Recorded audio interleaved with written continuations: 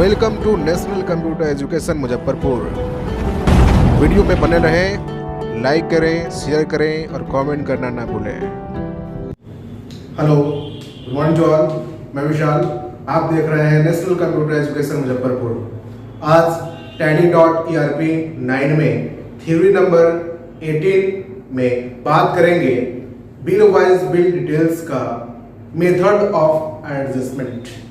पिछले दिन मैंने बताया था कि मेथड ऑफ एडजस्टमेंट में जिसमें आप रेफरेंस चूज कर रहे थे, new reference, against reference, on account और एडवांस, ये जो है चार हमारे पास मेथड ऑफ एडजस्टमेंट है। ये क्या होता है, एक एक करके आपको चारों के बारे में डिटेल में बताएंगे कि चारों का यूज हम लोग कब और कहां करेंगे। चलिए यहाँ पे देखते हैं। सबसे पहले जो हमारा मेंटेन बिल बाय बिल का जो है डायलॉग बॉक्स खुलता है परचेज या सेल करते समय, जो आप बिल तैयार करते हैं उसमें ये चार चीज पूछा जाएगा। सबसे पहले बात करते हैं न्यू रेफरेंस के बारे में। न्यू रेफरेंस लिखा है it is used for creating any dues.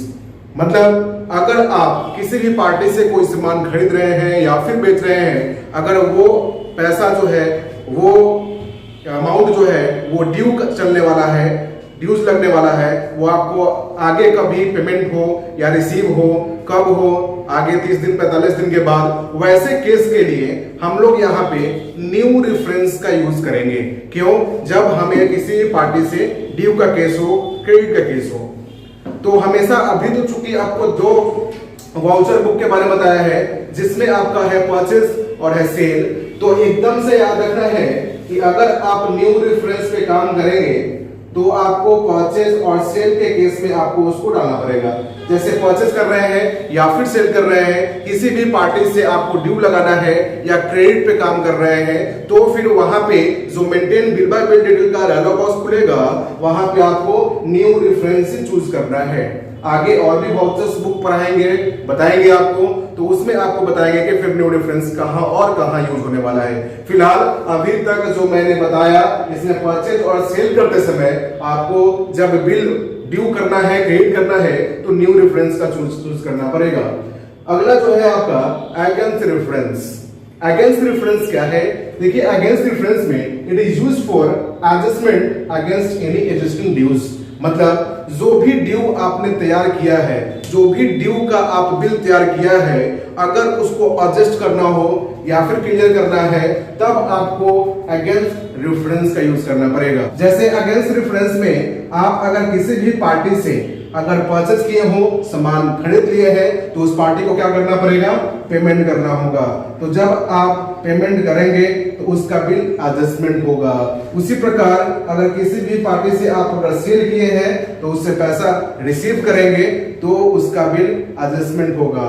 तो देखिए, परचेज और पेमेंट, परचेज करेंगे तो अगेंस्ट रेफरेंस में उसका पेमेंट होगा, सेल करेंगे तो अगेंस्ट रेफरेंस के लिए उसका पैसा को रिसीव किया जाएगा। आउटस्टैंडिंग बिल, अगर आप कोई भी ड्यू रिलेटेड आप बिल तैयार किए हैं तो उसको आपको देखने के लिए मैं बताया भी था, gateway of tally, display, statement of account, outstanding, और वहां पे आपको दो ऑप्शन मिला था, पेबल और रिसीवेबल का। पेबल में जब हम लोग कोई भी परचेज कर लेंगे और उसका जो है क्रेडिट वाला होगा या ड्यू होगा, तो उसको आप जाकर वहां से चेक कर सकते हैं पेबल में जाके। रिसीवेबल में जाएंगे जब हम लोग सेल किए हैं और उसका बिल अगर पेंडिंग है तो आप रिसीवेबल में जाके चेक कर पाएंगे। तो ये जो है आप ये समझ ले कि न्यू रेफरेंस परचेज और सेल के केस में यूज करेंगे, अगेंस्ट रेफरेंस पेमेंट और रिसीव के केस में यूज करेंगे।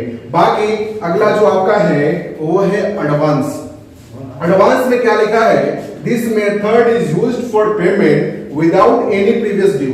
मतलब ये जो आपका एडजस्टमेंट है या रेफरेंस है, इसका हम लोग यूज तब करेंगे जब किसी भी पार्टी से आपको प्रीवियस ड्यू ना हो। प्रीवियस ड्यू करने का मतलब कि उसका पहले वाला बकाया राशि सारा एडजस्टमेंट है, क्लियर है, तब आप अगर कोई भी का अगर परचेज या सेल कर रहे हैं तो आप एडवांस के रूप में पेमेंट लेंगे, तो उस केस में आपको जो है एडवांस लेना पड़ेगा। तीसरा है, आप चौथा है आपका ऑन अकाउंट। ऑन अकाउंट इसमें लिखा है फॉर लंप सम अमाउंट। मतलब ये है कि अगर कोई भी पार्टी आपको एक मुश्त पेमेंट कर रहा है, एक बार में पेमेंट कर रहा है, तब आप उस केस में ऑन अकाउंट को चूज करेंगे। तो ये जो हमारा अभी मेथड ऑफ एडिशन बताया maintain bill bye bill detail का, जिसमें आपको 4 रेफरेंस के बारे में बताए, new reference, against reference, advance और ऑन अकाउंट। चलिए इसको हम यूज करके कैसे यूज करेंगे वाउचर्स में, वाउचर कैसे तैयार करेंगे परचेज या सेल करते समय, और इसका कैसे उपयोग करेंगे हम लोग आगे देखते हैं। तो फ्रेंड्स देखिए यहाँ पे अभी जो मैंने आपको मेथड्स ऑफ एडजस्टमेंट बताया है, उसमें उससे रिलेटेड अभी काम करना हम लोग यहाँ पे देखेंगे। सबसे पहले जो है अभी एक क्वेश्चंस के माध्यम से, पिछले दिन भी आपको क्वेश्चन बताया था, अभी भी क्वेश्चन बनाएंगे।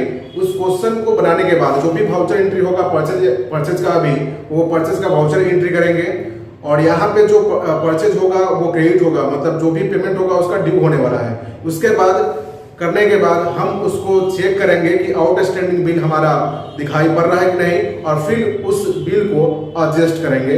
कैसे करते हैं चलिए आइए देखते हैं। यहाँ पे सबसे पहले यहाँ पे एक mister Hari purchase the following items from Raj infotech on credit. On credit मतलब उधारी है, यहाँ पे ड्यू लगने वाला है।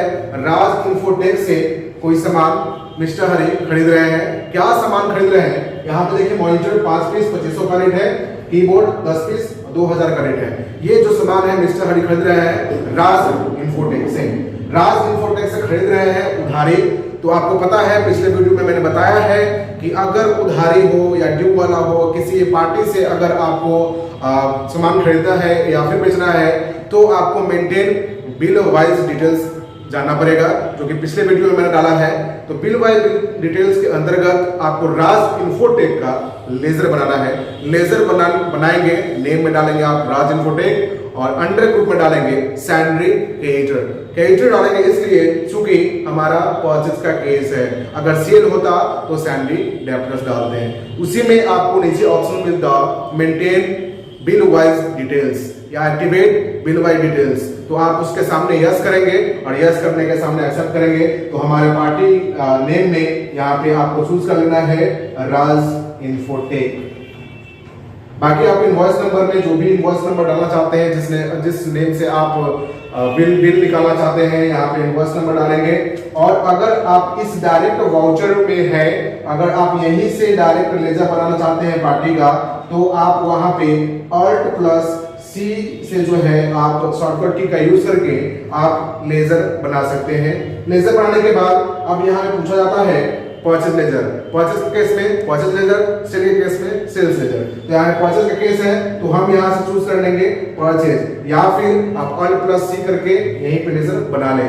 लेजर अगर नहीं बना हुआ है तो आगे पूछता है आपसे नेम ऑफ आइटम। जो भी हमारा आइटम होगा उसका आपको यूनिट और स्टॉक आइटम बना लेना होगा। बनाने के बाद आप स्पेस दबाएंगे, लिस्ट ऑफ लेजर्स मतलब लिस्ट ऑफ आइटम में जो है आपको आपका जो भी आइटम होगा वो दिखाई देने लगेगा। आप यहाँ से चूज कर लीजिए मॉनिटर। मॉनिटर चूज किया, जो भी उसका क्वांटिटी है, जो भी रेट है हमारा, और उसका अमाउंट अपने आप जो है कैलकुलेट कर लेगा। उसी प्रकार हमारे पास और भी स्टॉक आइटम है, तो हम यहाँ से चूज कर लेते हैं कीबोर्ड। कीबोर्ड चूज किया, कितना क्वांटिटी है उसका, कितना रेट है और क्या उसका अमाउंट होगा, अपने आप आ जाएगा। अब ये जो है आपको मतलब कि आप जो है स्टॉक आइटम ले लिए हैं, आगे और भी स्टॉक आइटम है तो आप इसी में ऐड करते जाएं। अगर नहीं है तो आप इंटर प्रेस करके आगे आए तो आपके पास एक मेथड ऑफ एडजस्टमेंट करके डायलॉग बॉक्स वहां पे आ जाएगा, जिसमें आप लोग को पूछा जाता है रेफरेंस टाइप में 4 रेफरेंस, न्यू, एडवांस, अगेंस्ट और ऑन अकाउंट। तो हम चूंकि आपको बताया है न्यू रेफरेंस के बारे में बताया भी है, तो आपको चूज करना है न्यू रेफरेंस। आप नेम में कोई भी नेम या कुछ भी डाल सकते हैं। यहाँ पे जैसे मैंने इनवॉइस नंबर लिया तो वही नंबर यहाँ पे भी डाल दिया है। ड्यू डेट, कितना दिन का क्रेडिट पीरियड है यहाँ पे। अभी क्वेश्चन में आपके पास कोई भी क्रेडिट पीरियड नहीं है। क्रेडिट पीरियड का मतलब, ड्यू डेट का मतलब कितने दिन के लिए आप पेमेंट ड्यू रखना चाहते हैं, कितने दिन के लिए आप उधार लेना चाहते हैं। 30 दिन, 45 दिन, 1 महीने, 2 महीने, जितने दिन आपको चाहिए वो डे आपको ड्यू डेट में डालना पड़ता है। क्योंकि यहाँ पे इसमें कोई भी क्रेडिट डेट नहीं है, हो सकता है वो 2 दिन बाद दे, 3 दिन बाद दे, या आज शाम तक दे दे, कल दे दे, परसों दे दे। तो उस केस में आपको यहाँ पे ड्यू डेट में कुछ भी नहीं डालना है, इंटर प्रेस करना है, जो भी अमाउंट होगा वो अमाउंट यहाँ पे आपको डिस्प्ले हो जाएगा। टोटल अमाउंट 14,500 का बन रहा, इंटर प्रेस करिएगा, वाउचर यानी कि परचेज वाउचर में आप एंट्री कर लिए, परचेज आपका हो गया। लेकिन परचेज तो आपने किया, लेकिन इसका बिल जो है वो एक तैयार हो गया है, लेकिन इसका बिल पेमेंट नहीं हुआ है। अगर आप चाहते हैं इस बिल को पेमेंट करना, तो सबसे पहले आप बिल चेक करें कि जो भी पेमेंट हो या फिर रिसीव हो, उसका बिल वाकई में तैयार हुआ कि नहीं हुआ। तो बिल को देखने के लिए, आउटस्टैंडिंग बिल को देखने के लिए आपको मैंने बताया है, गेटवे ऑफ टैली में जाना है, डिस्प्ले में जाना है, स्टेटमेंट ऑफ अकाउंट में जाना है, आउटस्टैंडिंग में जाना है। वहां से आप चूज करेंगे पेबल, क्योंकि आप अभी परचेज का केस कर रहे हैं, परचेज में वाउचर एंट्री कर रहे हैं, तो पेबल चूज करेंगे और वहां पे आपको किस पार्टी से कितना पेमेंट ड्यू है या फिर ड्यू है कितना पेमेंट, वो आपको वहां पे डिस्प्ले करेगा। तो आप को जो मेथड बताया है उस मेथड से आप चेक कर लें। चेक करने के बाद अगर आप चाहते हैं कि वो बिल को जो है पेंडिंग जो बैलेंस है उसको क्लियर किया जाए, एडजस्ट किया जाए, पेमेंट कर दिया जाए, तो फिर आपको इतना करने के बाद उसको पेमेंट करना पड़ेगा। और पेमेंट करने के लिए gateway of tally accounting voucher press करेंगे F5 प्रेस करने के बाद अकाउंटिंग वाउचर का डायलॉग बॉक्स खुलकर आ गया है। यहाँ पे आपको पार्टिकुलर्स में आपको डीआर पूछा जाता है, डीआर में किस पार्टी से आप सामान खरीदे हैं, किसका पेमेंट ड्यू है, वो पार्टी का नाम आपको इसमें डालना पड़ेगा। तो यहाँ पे जो हमारा पार्टी है वो है राज इन्फोटेक।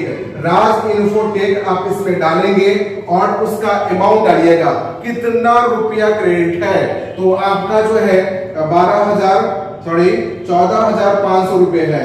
14,500 जैसे आप इंटर प्रेस करके नीचे आएंगे तो एक मेथड ऑफ एडजस्टमेंट का डायलॉग बॉक्स खुल जाएगा। क्योंकि हम बताए हैं कि अगर आप चाहते हैं कि जो भी बिल आपने बनाया, इस बिल को क्लियर करने के लिए, एडजस्ट करने के लिए आपको अगेंस्ट रेफरेंस का यूज करना पड़ेगा। बाय डिफॉल्ट आपको दिखाएगा भी, पेमेंट और रिसिप्ट में हम लोग अगेंस्ट रेफरेंस का ही यूज करेंगे।